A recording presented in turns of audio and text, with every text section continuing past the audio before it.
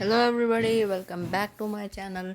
और आज हम पढ़ने जा रहे हैं हैदराबाद को, जो कि एक ओल्ड मुग़ल प्रोविंसेस है, माने एक पुराना मुग़ल प्रांत है। इससे पहले मैंने आपको इस पूरे टॉपिक का इंट्रोडक्शन दिया था कि इसमें हम क्या क्या पढ़ने वाले हैं। इसमें हम मेनली 3 टॉपिक्स को पढ़ने वाले हैं, एक अवध, बंगाल और हैदराबाद। तो अभी हम हैदराबाद को पढ़ेंगे। और इससे पिछली वीडियो में मैंने आपको बताया था कि कैसे कैसे ये जो सूबेदार थे, ये इन्होंने अपना इंडिपेंडेंटली खुद का ही राज्य बना दिया था। ऐसे करके इन्होंने एक स्टेट अपनी खुद की स्थापित कर दी थी। तो अभी हम फ़िलहाल पढ़ने जा रहे हैं हैदराबाद को। इससे अगली वीडियो में हम पढ़ेंगे अवध को। तो चलिए स्टार्ट करते हैं। तो ये जो निज़ाम उल मुल्क आसफ जाह थे, जिसने हैदराबाद राज्य की स्थापना की थी, मुग़ल बादशाह फ़र्रुखसियर के दरबार का एक अत्यंत शक्तिशाली सदस्य था। मतलब बहुत ही इम्पोर्टेंट मेंबर था। उसने सर्वप्रथम अवध की सूबेदारी सौंपी गई थी। उसको सबसे पहले कहा गया कि तुम अवध को संभालो, अवध के सूबेदार बनो। और बाद में उसे दक्कन का कार्यभार दे दिया गया। फिर बाद में उसे दक्कन माने ये नीचे वाला साइड जो है हमारे इंडिया का, उसको दे दिया गया। 1720 से 1722 के मध्य ही दक्कन प्रांतों का सूबेदार होने की वजह से आसफ जाह के पास पहले से ही राजनीतिक और वित्तीय माने फाइनेंशियल प्रशासन का पूरा नियंत्रण था। मतलब जब वो डेक्कन में था तो उसके पास पॉलिटिकल, राजनीतिक और वित्तीय प्रशासन का पूरा नियंत्रण हो गया था उसके पास। दक्कन का, ऊपर का नहीं, ये दक्कन का जितना एरिया है वहाँ का।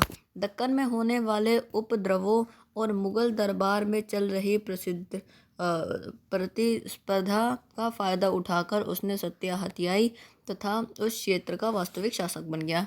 मतलब जो भी उसको रिस्पेक्ट मिली हुई थी मुग़ल दरबार से, उसका फ़ायदा उठाकर उसने क्या किया, वो हैदराबाद का जो था बिल्कुल वास्तविक शासक बन गया हैदराबाद का। आसफ जाह अपने लिए कुशल सैनिकों तथा प्रशासकों को उत्तर भारत से लाता था। ये जम्मू कश्मीर वाला साइड है जो, वहाँ से लाता था। और वे दक्षिण भारत में अवसर पाकर प्रसन्न थे। उनको जब दक्षिण भारत में अवसर मिल रहे थे, क्योंकि ऊपर अवसर नहीं मिल रहे थे उत्तर में, तो दक्षिण में जब वो उनको अवसर मिल रहे थे तो वो बहुत प्रसन्न थे, इसलिए वो वहाँ खुशी से काम भी कर रहे थे। उसने मनसबदार नियुक्त किए और उन्हें जागीरें प्रदान करी। जागीरें वहाँ से वो टैक्स ले लेते हैं, है ना।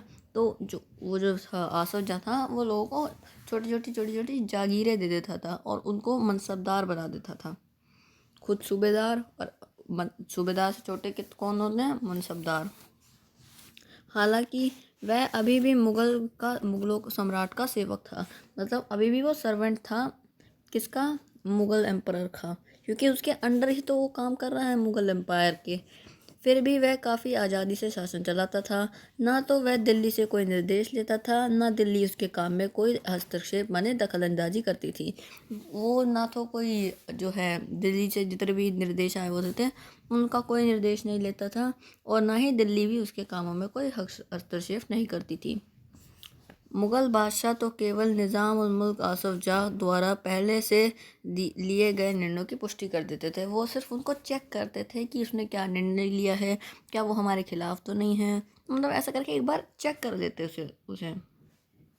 हैदराबाद राज्य पश्चिम की ओर मराठा के विरुद्ध और पठारी क्षेत्र में स्वतंत्र तेलुगु सेनानियों के साथ युद्ध करने में सदा संलग्न रहता था। इसका मतलब ये है कि जो हैदराबाद इतना बड़ा राज्य है, उसकी सीमा मराठा साम्राज्य से मिलती हैं। तो वो मराठाओं से युद्ध करने में मराठाओं से युद्ध करता था। और नीचे थोड़ा सा जाएं और दक्कन में जाएं तो हम नीचे एकदम तेलंगाना की साइड, तो वहाँ पर वो तेलुगु वॉरियर्स, जिन्हें नायकास भी कहा गया है, तो उनसे भी वो युद्ध लड़ रहा था। पूर्व दिशा में निज़ाम उल मुल्क आसफ जाह कोरोमंडल तट पर स्थित वस्त्रोत्पादक धन संपन्न क्षेत्र पर अपना नियंत्रण प्राप्त करने का महत्वाकांक्षा रखता था। मतलब ये जो पूर्व दिशा बंगाल की साइड है, वहाँ पर कोरोमंडल तट पर जो है बहुत ही अच्छी मात्रा में टेक्सटाइल प्रोडक्शन होता है।